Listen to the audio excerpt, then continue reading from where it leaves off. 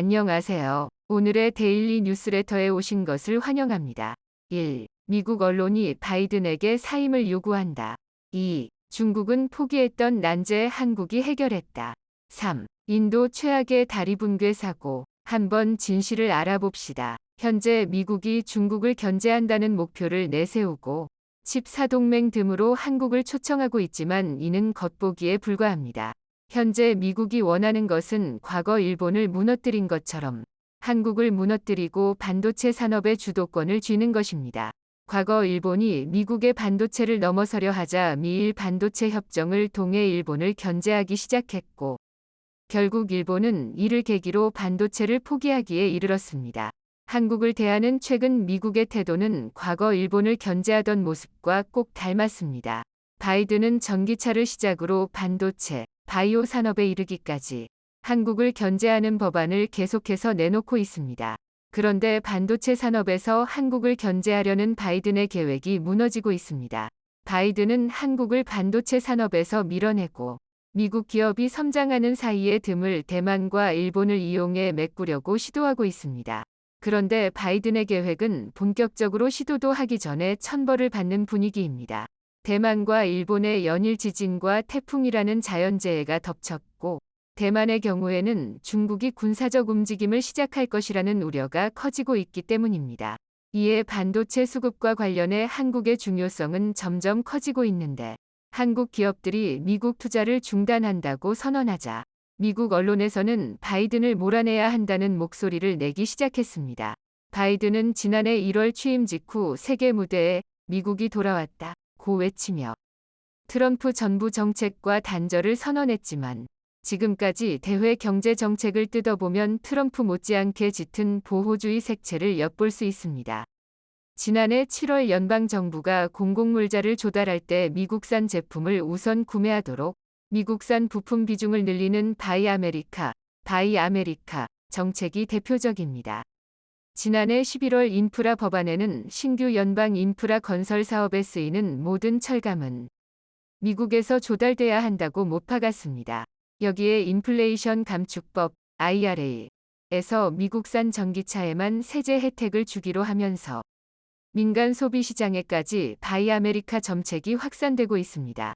이에 관해 한 전문가는 지난 수십 년간 미국의 기술, 한국의 제조력으로 궁합을 맞춰온 한미 경제가 어느 시점에는 사모보완적이 아닐 수도 있다면서 한국 정부는 미국의 보호주의적 톰삼점책이 잠기하는 상황에 대비해야 할 것이라고 말했습니다.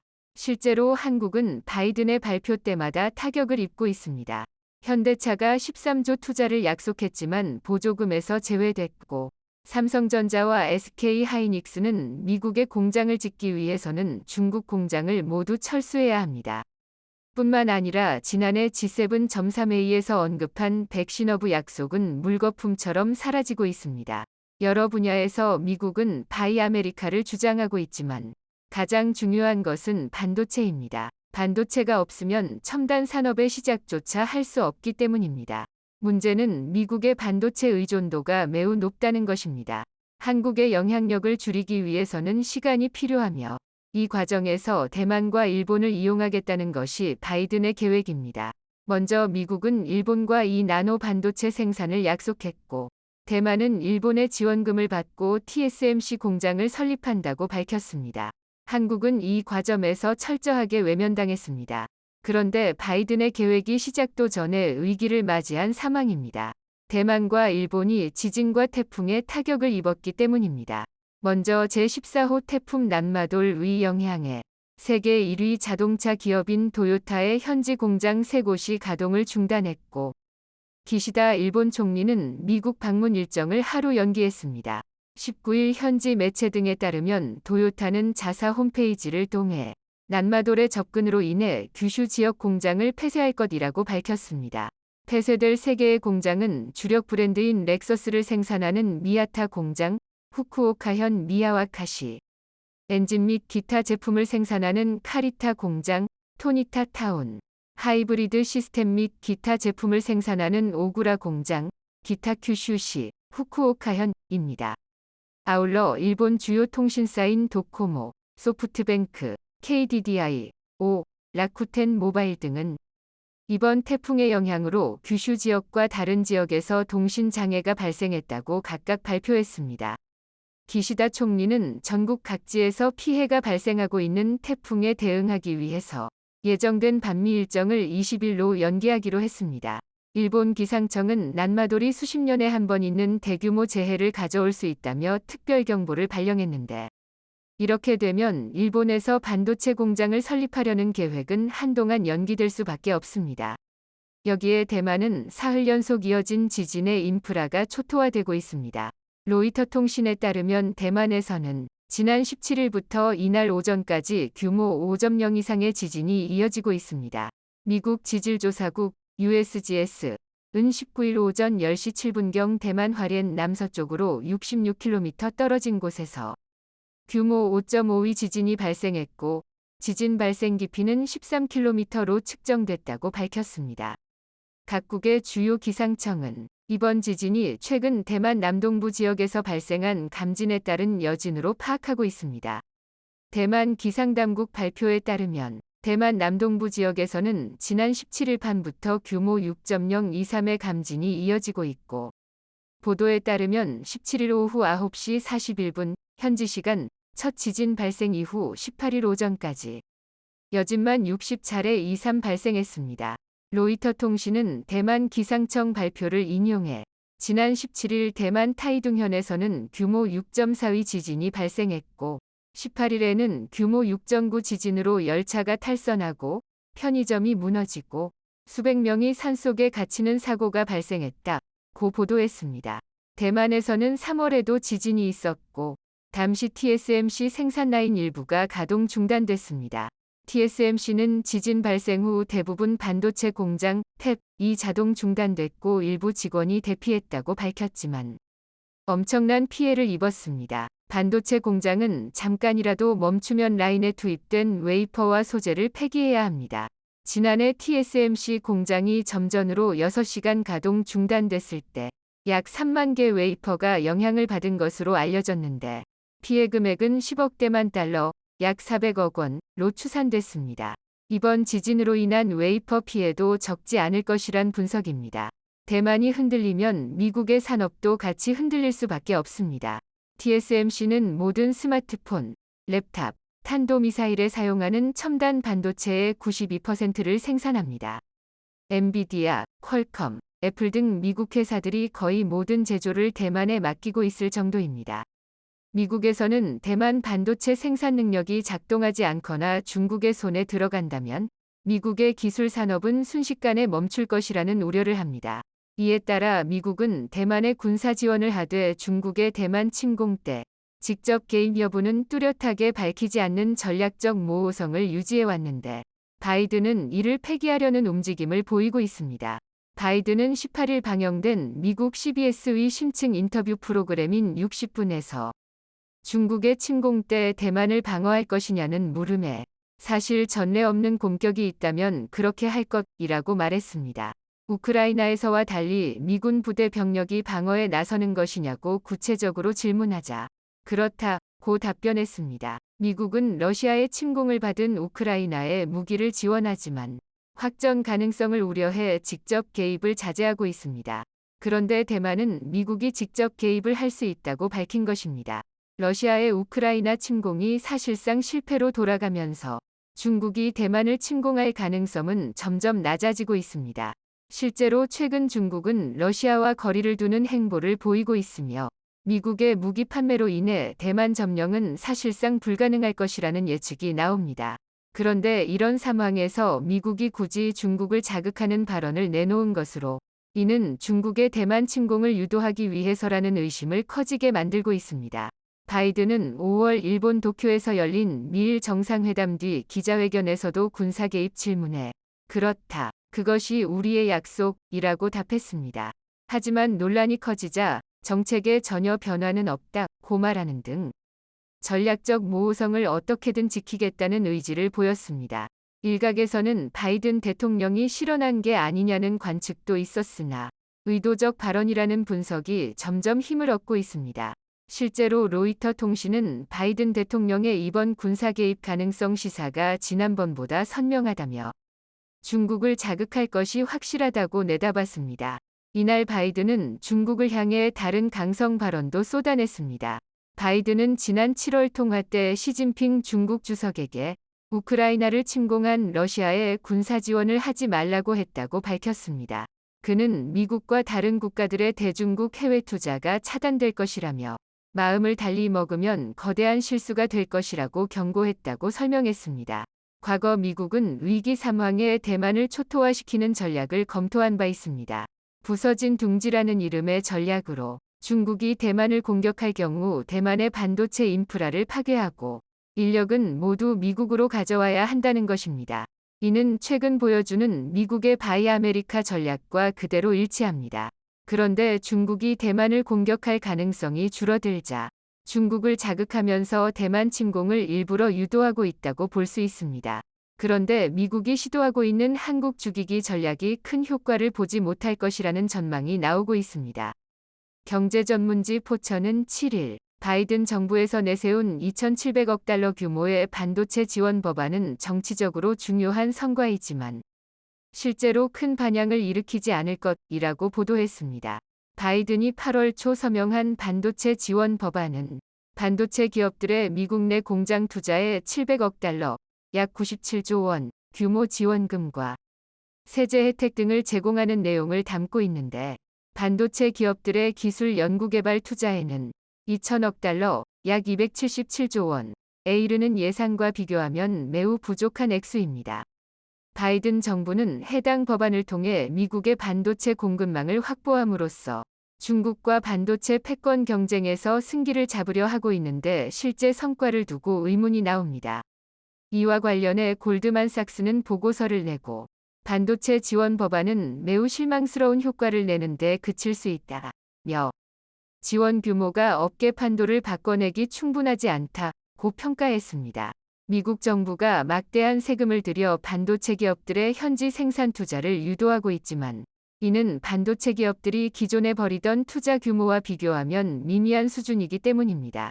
골드만삭스에 따르면 반도체 지원법에 따라 제공되는 인센티브는 내년 글로벌 반도체 시설 투자 총액의 3% 수준에 불과할 것으로 추정됩니다.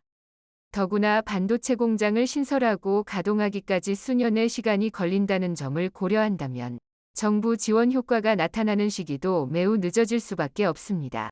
결국 반도체 기업들이 앞으로 수년 동안 진행할 시설 투자 계획에 미국 정부의 지원이 큰 변수로 작용할 가능성은 낮다는 의미입니다. 삼성전자와 TSMC 등 글로벌 주요 반도체 기업들이 한국이나 대만이 아닌 미국에서 반도체 공장을 운영할 때 드는 비용과 사업 운영 효율성 등을 고려한다면 미국의 지원금으로 큰 변화를 가져오긴 힘들다는 것입니다. 이런 가운데 미국 언론들은 바이든의 행보를 비난하고 있습니다. 현재는 전기차 공장과 관련한 비판이 주를 이루지만 반도체나 바이오 산업에서도 비슷한 비판이 이어질 것으로 보입니다. 미국 매체 AJC은 14일 조지아주에 새로운 전기차 공장을 만들려는 현대차의 계획은 미국 내 생산을 촉진하려는 IRA에 바이든 대통령이 서명하면서 복잡해졌다며 이 법안으로 인한 변화는 단기적으로 현대차, 기아 등 기업의 판매에 타격을 준다고 주장했습니다. 미국 전기차 시장에서 테슬라에 이어 2위를 달리고 있는 현대차 그룹은 현재 전기차를 모두 한국에서 만들어 수출하고 있습니다. 현대차의 조지아주 브라이언 카운티 전기차 공장 완공 목표 시기는 2025년으로 IRA 보조금 요건을 충족하려면 적어도 3년이라는 시간이 더 필요합니다. 아이라 가브리엘 현대차 미국 법인 대변인 선명을 통해 현 법안이 미국인들의 전기차 접근과 선택권을 심각하게 제한하고 있다며 지속가능한 이동섬으로의 전환을 상당히 늦어질 수 있다는 점에 실망했다고 밝혔습니다. 현대차의 투자가 지역 경제를 활성화할 것으로 기대했던 조지아주도 우려하는 모습입니다. 현대차는 55억 달러, 7조 6,700억 원을 투자해 짓는 조지아 전기차 공장이 2025년 문을 열면 현지에서 8,100명을 고용할 계획이라고 밝힌 바 있습니다. 매체는 익명의 소식통을 인용해 현대차가 조지아 공장 건설 계획을 완전히 철회할 것 같지는 않다면서도 그러나 모든 옵션이 테이블 위에 있으며 공장 규모가 조정될 수도 있다고 전했습니다. 앞서 로이터 통신도 조지아에 전기차 공장을 세우는 것을 포함해 미국의 100억 달러 규모의 투자 계획을 발표한 현대차의 실망이 큰 상황이라고 전한 바 있습니다. 지금은 현대차가 주목받고 있지만 삼성전자를 시작으로 주요 반도체 기업들이 미국의 결점에 반발한다면 바이든의 시도는 완전히 무너질 것으로 보입니다. 특히 대만과 일본이 지진과 태풍으로 역대급 피해를 입을 것으로 예상되는 가운데 반도체 산업에서 한국은 더욱 중요해질 수밖에 없습니다. 바이든과 미국이 한국 죽이기에 나섰지만 하늘이 이를 막아서는 모습입니다. 대만과 일본의 천재지변은 우리에게 좋은 기회가 되고 있으며 이를 적극적으로 이용해야 할 필요가 있습니다. 미국 정부가 자국 산업을 보호하고 중국 등을 견제하기 위한 명목으로 추진하고 있는 인플레이션 감축법 IRA가 곳곳에서 허점을 드러내며 유명무실해지고 있습니다.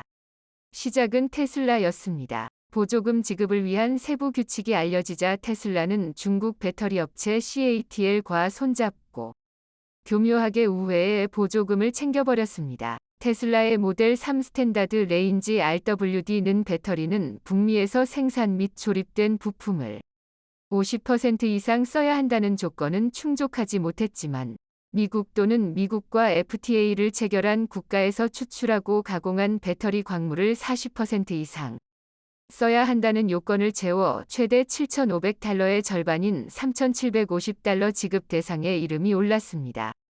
한마디로 중국 기업인 CATL이 리튬 인산철, 즉 LFP 배터리를 넣은 테슬라의 모델 3가 미국의 보조금을 받게 됐다는 얘기입니다. 배터리에 쓰이는 주요 광물을 테슬라가 조달한 뒤 이것을 CATL 측에 공급해 중국산 광물 사용을 피해버린 겁니다. 이렇게 되면 바이든 대통령이 중국을 잡겠다고 내놓은 IRA 법이 무슨 의미가 있을까요? 법의 허점을 교묘하게 파고들어 보조금의 절반을 챙긴 테슬라는 바이든 행정부가 추진하는 IRA가 얼마나 허술한가를 보여주는 좋은 사례였습니다. 재미를 본 중국 CATL은 포드와도 손을 잡고 미국에 공장을 세우려 하고 있습니다. 이처럼 IRA 추진 의도 자체가 무색해지자 미국 의회까지 나서 문제를 보완하려 했지만 뾰족한 대안을 내놓지 못하고 있는데요. 중국은 이미 10여 년 전부터 광산을 확보했기 때문에 전기차 회사들이 중국산 광물을 쓰지 않을 수 없는 상황입니다. 따라서 이런 중국의 우회 전략을 알고서도 봉쇄하지 못하고 있습니다. 지난 18일 미국이 추진 중인 IRA 민낯이 드러났는데 황당하게도 보조금을 받을 수 있는 차들은 모두 미국 차들 뿐이었습니다. IRA 보조금을 받을 수 있는 세부 모델은 캐딜락과 쉐보레, 크라이슬러, 포드, 지프, 링컨, 테슬라 등 16개 차종이었습니다.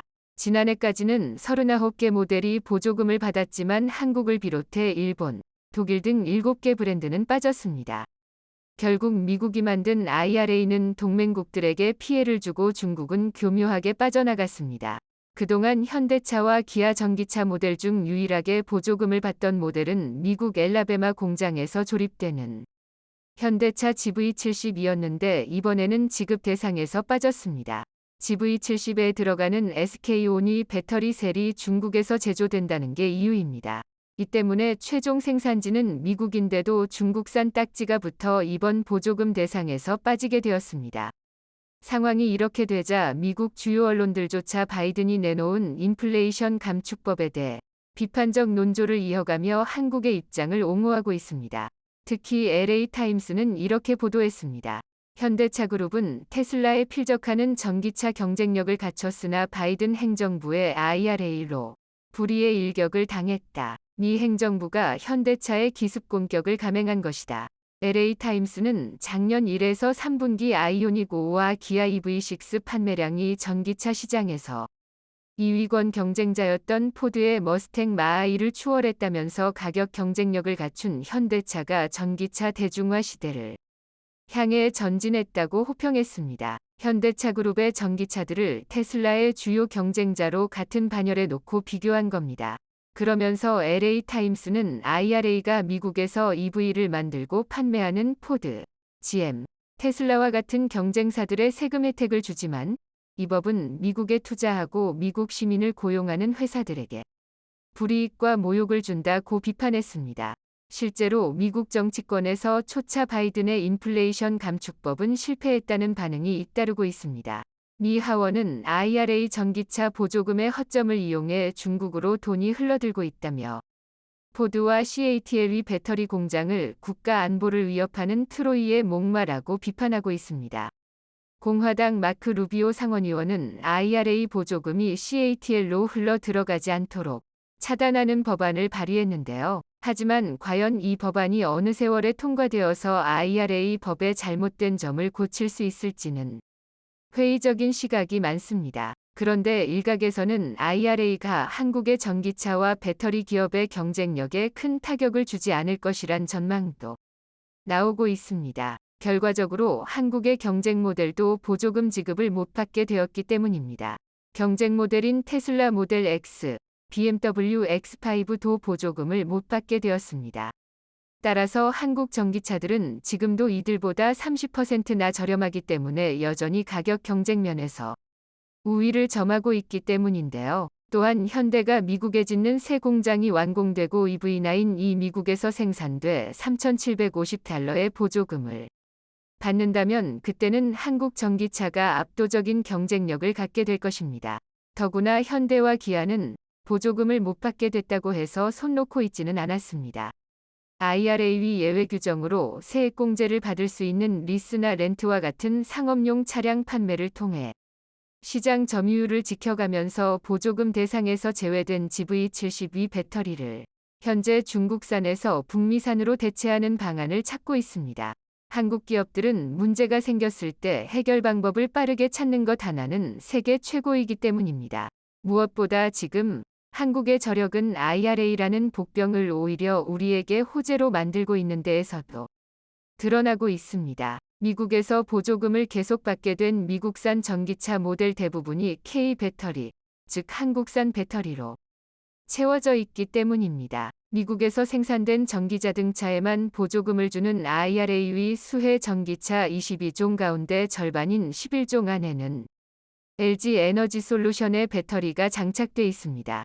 나머지 4개 차종 역시 2개는 삼성 SDI, 2개 차종엔 SK온이 배터리가 탑재돼 있습니다. 테슬라를 제외하면 보조금 대상인 GM, 포드, 스텔란티스 등 미국 브랜드의 전기차 17종에 모두 한국산 배터리가 들어가 있는 것입니다. 한마디로 현재 미국 브랜드의 전기차는 한국 배터리가 없으면 굴러갈 수가 없습니다. 따라서 IRA 최대 수혜는 오히려 한국 배터리 회사들이라는 이야기까지 나오고 있는 것인데요. 특히 미국으로부터 보조금 지급을 받는 전기차종의 절반의 배터리를 공급하는 LG 에너지 솔루션의 경쟁력은 두말하면 잔소리가 되고 있습니다. 심지어 LG 에너지 솔루션 미국 공장에서 생산된 배터리를 쓰는 8종의 전기차들은 보조금 $7,500 전액을 받게 됩니다. IRA가 요구하는 전기차 배터리의 광물 부품 요건을 모두 충족하기 때문입니다. 한마디로 압도적인 경쟁력이라고 할 수 있습니다. 삼성 SDI 헝가리 공장에서 생산된 배터리가 장착되는 지프의 그랜드 체로키와 랭글러, 포드 이스케이프, 링컨 코세어 등 4종은 보조금 $3,750가 책정됐습니다. 국내 배터리 업체들이 미국을 비롯해 북미 등의 전기차 배터리 공장을 빠르게 구축한 덕분에 이처럼 IRA 수혜를 보게 된 것인데요. 한국산 전기차들은 많은 어려움이 예상되긴 하지만 그래도 다각도로 난관을 헤쳐나가고 있는가 하면 앞으로 미국으로부터 보조금을 받기 위한 글로벌 완성차 업체들의 러브콜이 이어질 예정입니다. 최소 3년 치먹거리를 확보해둔 한국 배터리사들은 미국 인플레이션법이라는 복병을 만나서도 조용히 미소 짓고 있습니다. 중국 업체들이 보조금을 위해 미국에 공장을 짓더라도 최소 6, 7년은 걸릴 것이기 때문에 당장은 한국 배터리 업체들의 동무대가 될 예정이기 때문입니다. 아울러 한국 배터리 기업들은 최근 열린 상하이 모터쇼에서 혁신적인 신기술을 공개하며 중국 전기차 산업의 몰락이 얼마 남지 않았음을 증명했습니다. 보시는 것은 삼성 SDI가 중국 상하이에서 열리고 있는 중국 모터쇼에서 선보인 6세대 각형 배터리입니다.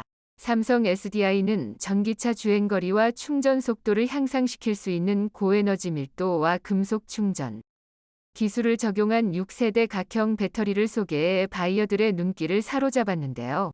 6세대 각형 배터리는 양극재의 니켈 비중을 91%로 높이고 음극재의 실리콘 소재를 적용해 기존 5세대 각형 배터리 대비 에너지 밀도를 10% 이상 향상시킨 제품입니다. 이 배터리는 특히 제조 공법 개선으로 10분 만에 80% 이상 충전이 가능한 급속 충전 기술을 탑재해 오는 2024년 이면 양산될 예정입니다.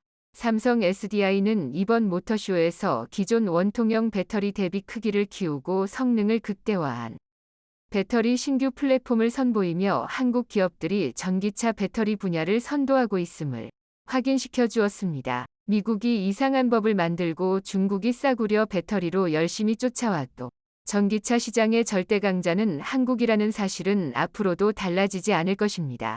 얼마 전 인도에서 큰 사고가 있었습니다. 인도 북부 비하르주 바갈푸르 지역 겐지스강에서 건설 중이던 대교의 일부가 갑자기 무너져 내린 것입니다. 해당 다리의 교각이 쓰러지면서 상판과 함께 물에 가라앉았고 이어서 여러 상판이 추가로 동시에 내려앉았습니다. 당초 이 다리는 2020년 3월 준공 예정이었으나 공사 지연으로 날짜가 계속 미뤄지더니 결국 무너져 버린 것입니다. 이 다리의 건설 비용은 무려 2,700억 원이라고 하는데요. 이 정도 돈을 들였음에도 무너지는 것을 보면 부실공사의 가능성이 높아 보입니다. 이 때문인지 한간에는 이 다리의 시공사가 중국 업체라는 이야기가 돌았지만 중국이 아닌 인도 현지 업체인 것으로 알려졌습니다. 그렇지만 사고가 발생하면 일단 중국에서 만든 것이 아닌가라는 생각이 들 정도로 건축 분야에서 중국의 이미지는 심각합니다. 실제 중국은 하루가 멀다 하고 사고를 일으키고 있기 때문입니다. 얼마 전 후난성에서 일어난 사고입니다. 30층 넘는 고층 건물의 외벽에서 갑자기 잔해가 떨어져 지나던 시민들이 다치고 주차돼 있던 택시에 유리창이 깨졌으며 오토바이도 파손됐습니다. 30층도 넘는 고층 건물에서 이런 잔해가 떨어졌으니 그 충격은 가히 폭탄급이었습니다. 당국은 건물의 안전도를 집중 점검할 방침이라고 하지만 점검한다고 애초에 부실 공사가 가려질 리 없습니다. 이처럼 부실공사에 질려버린 인도는 최근 한국과 다양한 산업 분야에서 협력을 진행하고 있습니다.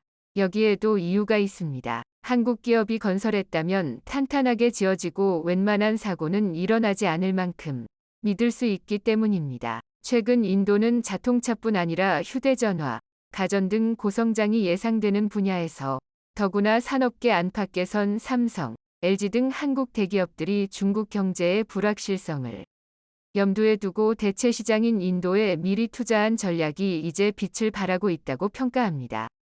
특히 현대자동차그룹은 인도 첸나이에 4천억 원이 넘는 자금을 투입해 완성자 공장을 건립한 이후 경차인 상트로가 돌풍을 일으키면서 인도 시장에 빠르게 자리를 잡았습니다.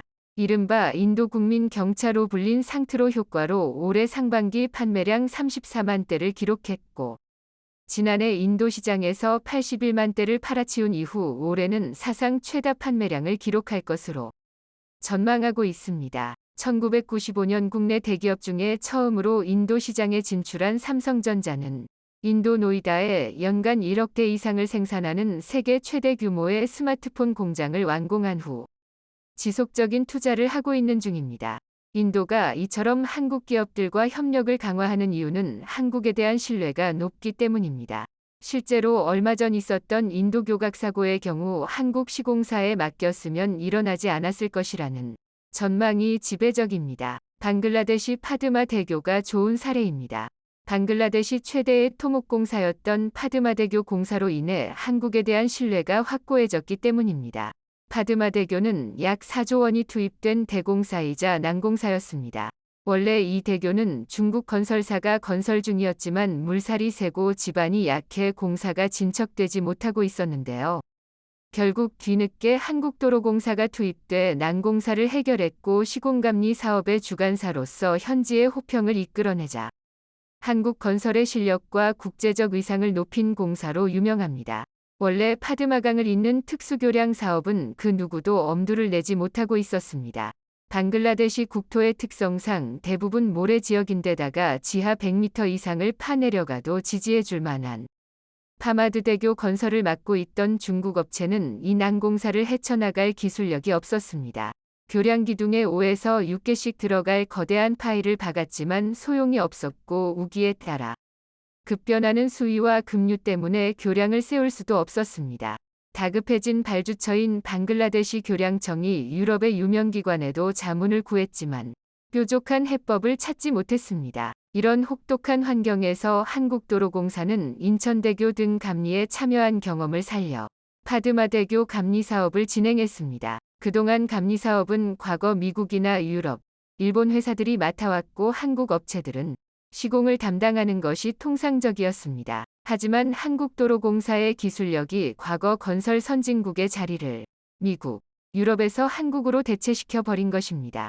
2014년으로 당시 한국도로공사는 국내 엔지니어링 기업 및 방글라데시 업체 등과 컨소시엄을 구성해 파드마대교 감리 용역을 수주한 이후 교량 부위와 비슷한 지질의 깊이 150m 이상의 시험 파일을 시공해보고 파일 하단부에 디귿 자 형태의 콘크리트 구조물을 덧대는 방식으로 지지력을 확보해 모래와 뻘로 이루어진 강바닥 지형의 불리한 조건을 극복했습니다. 이렇게 해서 방글라데시 최대 특수교량인 파드마대교는 상층부 4차 도로와 하층부 철도로 구성된 복층 트러스 교량이 완성됐습니다. 방글라데시 서남북을 잇는 이 나라 경제 발전의 근간이 되는 대교가 이렇게 한국의 기술로 완성된 것입니다.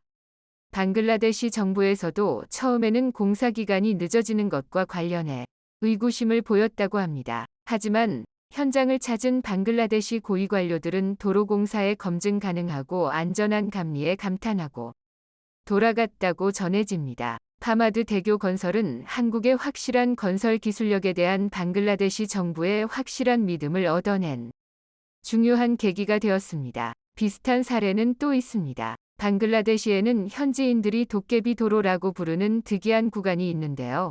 방글라데시는 그동안 원조 사업을 통한 SOC 사업이 많았고 중국의 시공사들이 사업에 많이 참여해왔습니다. 하지만 중국 시공사들이 건설한 도로의 경우 유지보수 등 관리가 철저하지 못하기 때문에 훼손된 곳이 많았습니다. 하지만 방글라데시에서 20년 전에 지어진 도로가 지금도 멀쩡하다며 도깨비 도로라고 부르는 곳이 있는데 이 도로가 바로 한국의 건설사가 20년 전에 시공한 자문화강을 연결하는 교량 및 연장도로입니다. 즉 지금까지 중국이 지은 도로는 20년을 버틴 곳이 거의 없었다는 이야기인 것이죠. 그리고 이번에 파드마대교 역시 방글라데시 국민들은 제2위 도깨비 교량이 될 것이라고 생각하고 있습니다. 그만큼 한국도로공사의 꼼꼼한 감리와 운영, 사후 관리에 신뢰를 보내고 있기 때문입니다. 이러한 신뢰를 바탕으로 한국도로공사는 파드마대교의 감리는 물론 방글라데시 교량청과 파드마대교 운영, 유지관리 사업을 위한 MOU를 체결하는 데에도 성공했습니다. 방글라데시 관리들에게 아무리 좋은 감리와 시공이 있더라도 이를 유지, 관리하는 노력이 없다면 대교의 품질을 유지하기 힘들다는 점을 설득했고 현재 한국도로공사는 파드마대교의 영업소 요금 징수, 도로 구조물 유지보수, 순찰 및 재난관리 등 파드마대교 운영 유지관리에 필요한 종합적인 업무를 수행하고 있으며 향후 10년간 약 1,000억 원 규모의 사업이 될 것으로 예상되고 있습니다. 더구나 파드마대교에는 한국 시스템인 하이패스 시스템이 설치됐는데 방글라데시 최초로 차량이 멈추지 않고 달리면서 요금이 지급되는 방식이 운영되는 셈입니다. 국식 하이패스 통행 요징수 시스템 등은 모두 국내에서 제작해 들여온 것입니다. 이처럼 파드마 대교를 건설하면서 쌓은 신뢰는 방글라데시의 K도로를 전파하는 계기가 되었습니다. 파드마 대교를 앞뒤로 연결하는 NH 고속도로 55km 구간의 관리 운영권 역시 한국도로공사가 따냈기 때문입니다. 도공은 5년간 용역비로 1,000억 원가량을 받을 예정입니다. 이렇게 한국이 기술력과 신뢰로 인도 및 방글라데시의 건설 사업을 따내자 밀려난 중국은 캄보디아로 눈을 돌렸습니다. 2023년 캄보디아는 글로벌 경제 순위 최하위권에서 벗어나 중하위권에 들어서 있습니다. 1인당 GDP도 1998년 269달러에서 600%나 상승했습니다. 하지만 600% 소득 성장은 캄보디아인들의 생활 향상으로 이어졌다기보다는 캄보디아에 투자한 중국인들의 생활을 향상시켰다고 보는 게 정확합니다. 현재 캄보디아에는 최고 100만에 이르는 중국인들이 들어와 있습니다.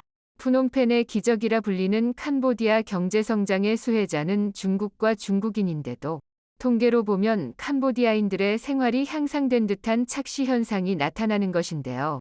100만 중국인들이 캄보디아에서 뿌리는 돈과 사회적 정치적 영향력은 엄청납니다.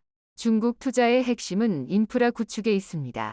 초고층 건물과 도로에서부터 항만과 공항, 심지어 초대형 스포츠센터에 이르는 모든 인프라가 중국 자본으로 건설되고 있습니다. 중국은 13억 7,600만 달러를 투자해 푸놈펜에서 베트남 인접 국경 도시 바베트까지의 고속도로 건설도 시작했습니다. 하지만 건설만 해놓으면 되는 게 아니라 세계 각지에서 보여준 중국의 부실 공사, 부실 관리의 폐해가 캄보디아에서도 드러난다면 이곳에서조차 신뢰를 잃을 수밖에 없을 것입니다. 리오프닝 이후에도 중국 국내 경기가 안 좋자 팬데믹 이후 오히려 캄보디아에 대한 중국의 투자와 중국인 대량 유입은 더욱 더 증가하고 있습니다. 그런데 인도, 방글라데시에서 신뢰를 잃고 캄보디아로 진출한 중국 자본은 이마저도 한국에 뺏길 가능성이 높아졌는데요. 캄보디아 시장에서 한국이 중국을 압도하게 된 이야기를 다음 영상에서 전해드리겠습니다. 오늘 준비한 소식은 여기까지입니다. 댓글을 통한 여러분들의 많은 의견 기다리겠습니다. 영상이 도움이 되셨다면 구독과 좋아요 부탁드리며 오늘도 감사합니다. 최고로 멋진 하루 보내시길 바랄게요.